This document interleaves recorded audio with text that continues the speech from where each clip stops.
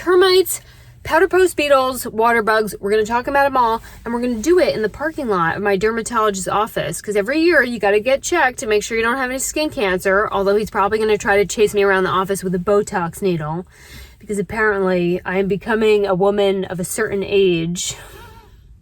And I'm going to remind him that I would never, ever take away my ability to scowl at people. It's my favorite expression.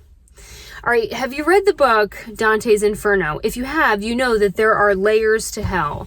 And in no specific order, we know that there are people who work multi-level marketing schemes. Those people are in hell. And that, you know, for like leggings and face creams and workout. Whoa, gotta keep those. I can't let him see my forehead, otherwise I will get the needle. Those people who just infiltrate your inbox asking if you want to thrive this year with this new face cream or whatever the hell they're hustling. Yeah, they're down in hell. It's not a pyramid scheme. Just ask them. It's not a pyramid scheme. I mean, they've got to get 5 of their friends, and then they got to get 5 of their friends, and then they got to get 5 of their, but it's not a pyramid scheme. Okay. Anyway, and then there are water bugs, and if you're not from around here, a water bug is a giant cockroach that Southerners refuse to call cockroach, but that's what it is. It is not a Yankee roach. It is not those little teeny tiny things that are attracted to filth. A water bug is, it's the state bird. They have wings. They do fly. But Southerners like to call them water bugs because then it sounds cute and not as horrifying. All the houses have them. New houses, big houses, old houses. They are attracted to, drumroll please, water. And you can hear them coming because they're so big they have ankles. And if you're lucky and you get the females that fly, then you can play Mortal Kombat and like throw shoes at it and books and it'll run under the couch and you move the couch and scream and it runs out. And it's one of the joys of living in the South. Water bugs are in hell. And then you have Instagram influencers. They're in hell.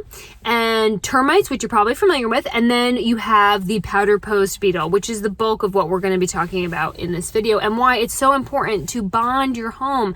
I am amazed at how many homes in our community do not have bonds, do not have pest bonds.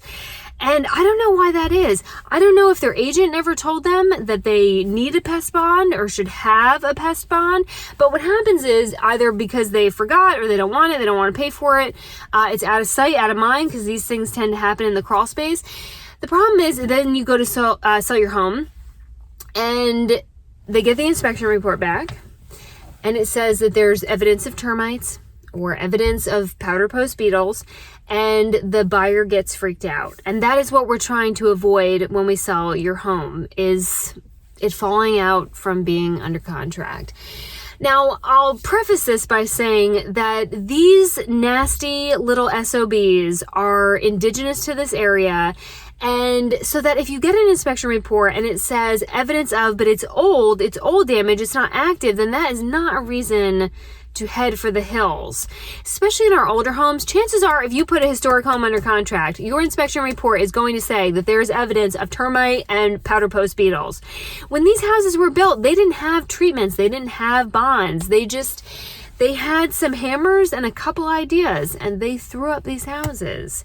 It really only becomes alarming if, one, it's active and there's a big problem, or two, if they started to eat away at structural members in the home. What happens is it's out of sight, out of mind. And so a lot of times people don't find out that they have a pest issue until they go to sell their home or until they see the telltale signs. For termites, it's this like the wood shavings around the base of the house or around a window or a door. And for powder post beetles, they drill these perfect little circles, zzz, zzz, zzz, zzz, kind of like the laser that this guy uses. And that's how you find out. But we want to prevent your house from falling out of contract, and we want to preserve your home. If you don't think that getting a pest bond on your home is a big issue, let's play this game. Let's pretend that you're the buyer. Go ahead. You're the buyer. Get in character. And I tell you, hey, this house, there are little tiny bugs that are eating it from the inside out. How would you feel? You'd be like, ah! You'd probably run for the hills. So let's get this taken care of, okay?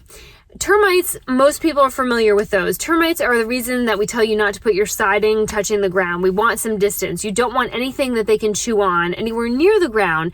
We don't want you to put wood debris. We don't want you to put excess pieces of wood, anything like that around your home, because what you are basically doing is offering up a buffet for these wood-eating insects to come in to get comfy, and then once they eat up that wood, they're going to migrate to something else, and like probably your crawl space.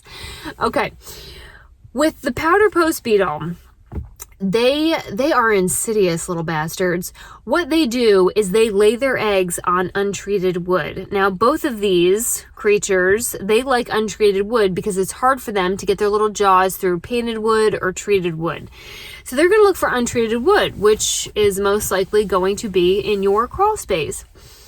And then the powder post beetle, what they do is they lay their eggs on the surface of the untreated wood. I'm not sure what this has anything to do with laying eggs, but I'm from New Jersey and we talk with our hands, so you will tolerate it. They lay their eggs and then they hatch, and the little baby demons then bore down. These little circles bore down, and then they wait there for 5 years until they emerge and start breeding, and then create huge problems for you. So what is a bond? What is a pest bond? Well, a pest bond is kind of like an insurance policy against pests. It does not prevent water bugs. Water bugs are sent from the lowest level of hell, and you can't, they are here to stay. But with the two other ones, what happens is you call a pest company and they come and they're going to inspect the crawl space. They're going to look at the window casings. They're going to look at the door frames, and they're going to know any signs of old damage or activity, like alive bugs. And they'll mark all that. And then anything that's active, they will treat it. And then you have a bond, and once a year they will keep coming back and reinspect the home and make sure that there's no new activity. Everything is copacetic. So this is important for you, the homeowner, because that takes the onus of responsibility for the pest off of you and puts it onto the pest company, right? You're not going to go down in your crawl space that often. I try to never go down in mine because there are water bugs there. No. So this way you have sort of this insurance policy that says this house does not have active pests, and that we're aware of the old damage and that has been treated, taken care of, like everything is fine. This is going to be really valuable when you go to sell your home, because it's one of the questions that buyers ask. Is there a termite bond? Is there a post powder beetle? Like, has that all been taken care of? Important, when you get your bond, make sure that you get a transferable bond, because the buyer's going to want to know that they can inherit the bond that you have, and that they're not going to have to go out and get the house re-inspected and rebonded, which is going to be a couple $100. If you maintain the bond, it's like $100 a year, and then you just pass the bond over, and that's what we want. We want continuity in the bond. As long as that bond is maintained, you're good to go. And really, isn't that a peace of mind that all of us would want for our homes? Imagine finding those little shavings and realizing you have termites. I mean, you're going to be terrified, and so is anyone else who goes to buy your home.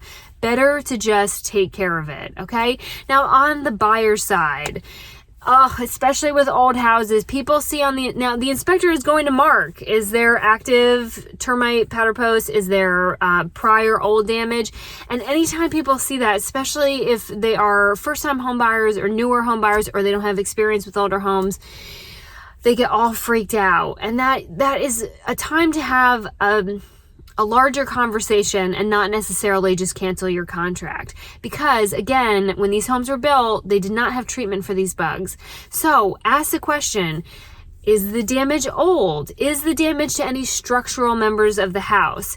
Has there been any repairs where they've seen the damage and then gone in and put in new wood or what have you? Is it active? If it is active, how widespread is it? Is the owner willing to put a bond on? Just don't stop there just because you see that. Remember, home inspections, they're going to mark every single thing that they find. And a home inspection, homes do not pass or fail inspection. I'll do a whole separate video on that. But an inspection is a starting point for a conversation, and it is not meant to make you immediately run for the hills. You need to ask more questions. And once you have all the information, you can decide what is best for you. Just know that these are terribly common, and just know that for whatever reason, maybe the homeowner didn't put a bond on. That doesn't mean that you can't resolve that situation, and it doesn't mean that you can't add one or they add one, and then you go forward from there. So keep this in mind when you're buying and selling, especially if you're selling. It's a couple $100. It's not cheap, but what is the alternative? You don't want to be living with those things. They're nasty. You don't want to be living with water bugs, but you don't have a choice. And you don't want to keep getting messages about thriving in the new year with this new face wash, but those people are your friends. Yeah. So if you have any questions about bonds or termites or powder post beetles, put those in the comment section. And then really, if you have a pest company who you have your bond through and that you like them, you've worked with them, put their name and phone number so that we can share with other people who's doing good business, who's a good business owner and who has helped you with any of your pest problems. Put that down there as well. And then have a moment, say a prayer for this poor man in here who I am about to give the caseyroman experience to. I'm here just to make sure that there's no cancer growing on my skin. He's probably going to want to talk to me about the 11s, these 2 lines you get, and I have reminded him plenty of times that I have been working on those since the day I was born. So put that needle back in the drawer and get a bond for your home.